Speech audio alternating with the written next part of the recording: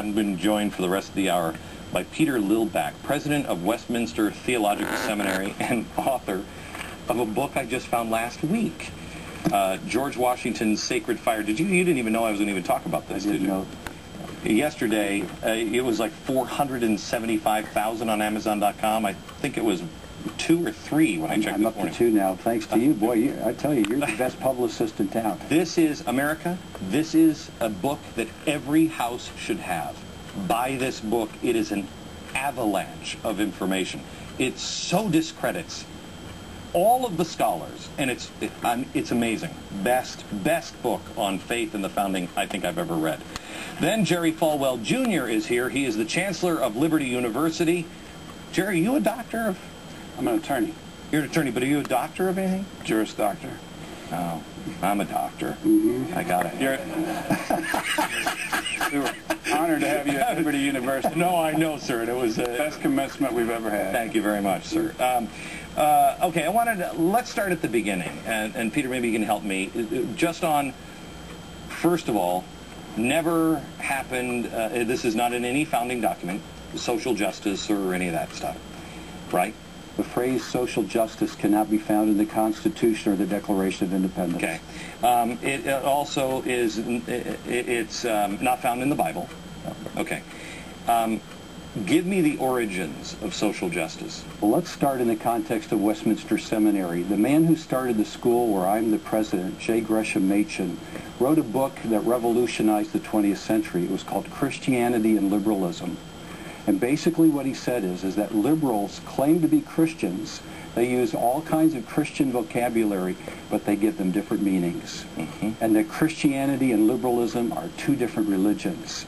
And that is the core of what you're dealing with now, really a century after Dr. Machen started Westminster Seminary. The words are Christian, but they've been redefined. But justice is a biblical word.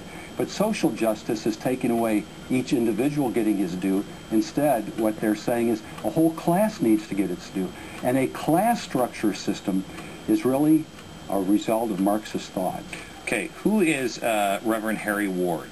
Reverend Harry Ward was one of the founders of the ACLU. Mm-hmm. He was a Methodist minister, allegedly, and for some 20 years he claimed to be a Methodist, and then finally it was exposed under oath that he was really a communist. And so it's really fascinating that people can wear the hoods of religion. That's where we get the word falsehood. Putting on the robe of religion and the hood, and it's really a fake. Here was a man claiming to be a Methodist minister when really he was an overt communist in his thinking. Okay. And he is the founder of the ACLU, one of the founding fathers of the ACLU. And the father of the social justice movement, or the social gospel movement. Well, let's put it this way. Going back into the late 1800s, there were others that were wrestling with social problems. Right. And we can think of the name Washington Gladden, Walter Rauschenbusch. These were great theologians that were trying to address problems of orphanages, lack of education. Right. And there have always been social problems that need to be addressed, and they were calling the church to do it. But what had happened is that they began to lose focus in the truth of the Bible. They stopped believing, as you've called it, the individual character of salvation. Instead of one coming to the cross to find Jesus Christ as the crucified, buried, and risen Savior, the one who saves sinners, they started to turn to society. And they said salvation is when the society feeds you, when it gives you clothes, when it gives you a better hospital, right, when it keeps your house from burning. Now, all of those things are good, but that's not the gospel. Those are implications of the gospel. And what liberalism did is that it said we no longer can believe in Jesus as God or Jesus as crucified and risen and coming again. We can't believe that. So what we've done is we've kept all the language and we've changed its meaning. And that is social justice thinking. It's liberalism in the cloak of Christianity. That was Dr. Machen's fundamental insight. Let me ask you this, America. Does it sound crazy?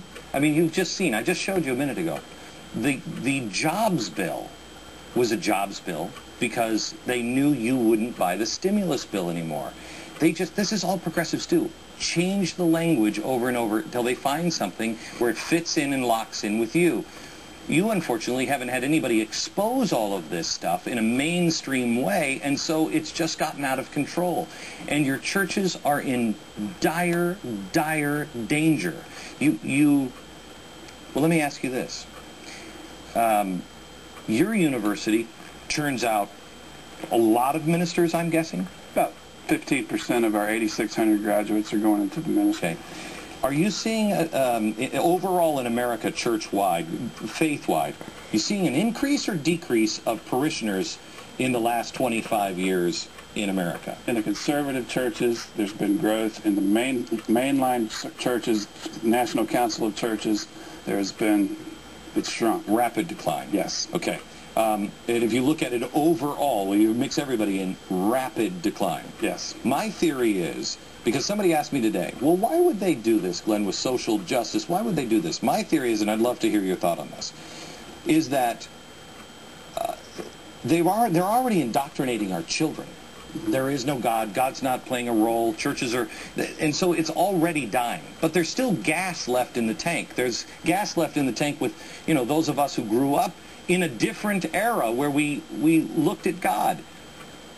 These people are using the last bit of gas in that tank, and they're burning it through, because we will become the Church of England, or what the churches are in Europe, which is, they're empty. I think it might be more insidious than that. When I read over the president's report last night on his faith-based initiative, it sounded more like a takeover, like we've seen with the banking industry, like we've seen with the auto industry, with like healthcare.